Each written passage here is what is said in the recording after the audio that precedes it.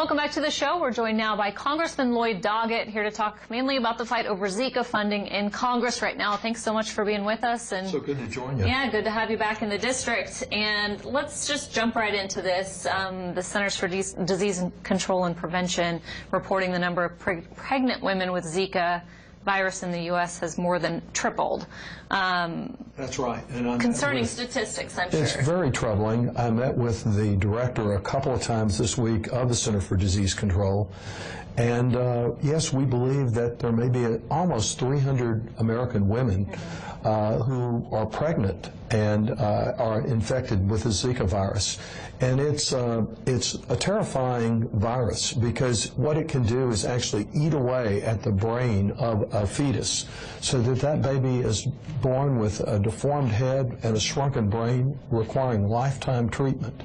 I don't think it's a time to panic, but it is a time to put prevention first and foremost, and that prevention includes monitoring each of those women as well as the 2 cases in Travis County and the 6 in Bexar County in San Antonio of our neighbors who are infected with this virus, we believe all from traveling, though it can be transmitted from one partner to another. Seeing that they're monitored, that we're doing all we can about our tough Texas mosquitoes and mosquito control, and that we are funding what's needed in order to get a vaccine that could still take up to a couple of years to get in place. The funding fight, obviously, between the Senate approving, I think, about $1 billion, or so, right, and then Congress, not the House side of things, not getting quite as much. What are you doing there to try and up that money? Well, that is also very troubling. The President said that according to the Center for Disease Control and the National Institutes of Health, we needed almost $2 billion now. The Senate did about $1.2 billion. The House did half of that. When I met with the Center for Disease Control, they got $1 of every 5 that they asked for.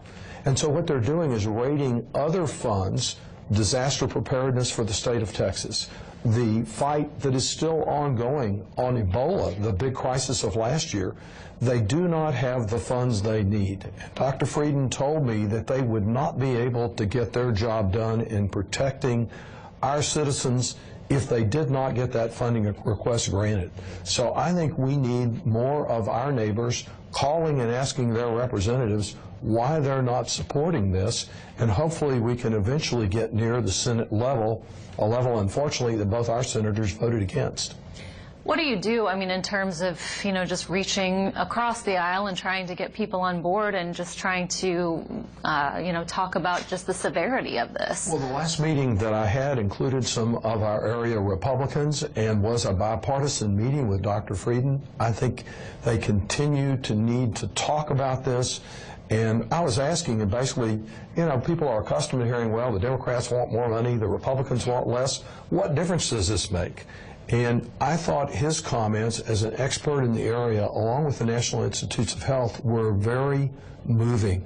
Our state health department does not have the money it needs. What they try to do, trap mosquitoes. I think they're even enlisting people out across our community to trap mosquitoes and then to test those, because there's so much that they don't know about how it's transmitted. If someone traveled to a foreign country, they come back here, they get bitten by another mosquito, and that mosquito bites someone else, the possibility of transmitting it that way. They're trying to monitor that. The other consideration is if the effects on a family and a baby weren't horrible enough, you should begin to think about the effects on the Texas economy. Puerto Rico already has a travel warning that no pregnant woman should travel there, and discouraging some others from traveling. If we get Texas placed under a travel warning, that will have serious economic consequences. And I'm hoping that those economic concerns will get our travel industry out talking to my Republican colleagues, trying to make them see reality here, and that we need to have the resources to prevent an epidemic. What are you telling your constituents in terms of just being able to protect themselves? Well, I think that's very important, assuming individual responsibility.